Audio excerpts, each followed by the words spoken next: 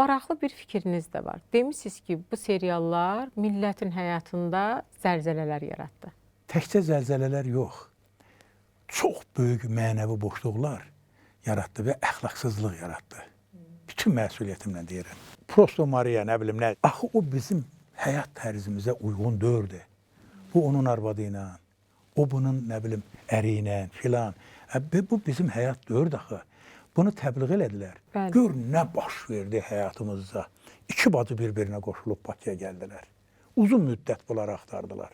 Nə bilim, adamlar, qadınlar, uşaqların qoydular, qoşuldular kimlərəsə, getdilər xaricə.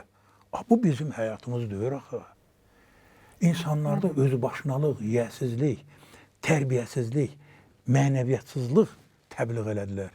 İndi bağlanan televiziyalarımız bəhə-bəhlə onları gətirib təbliğ eləyirdi ki, sən niyə uşağını qoydun, getdin?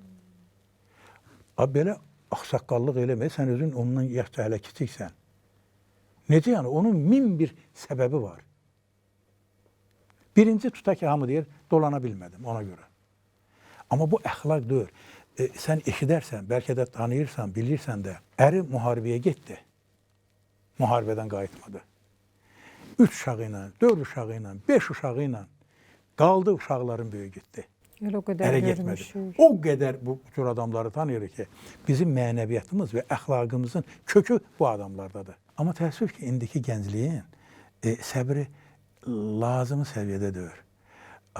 Hamı mütləq istəyir ki, necə olur olsun, bir dənə Mercedes, BMW alsın, Porsche alsın, nə bilim nə alsın. Həyatının mənasını bunda görür. Amma ala bilmir, pul yoxdur. Və nə edir? Çaşır, yolun hazır.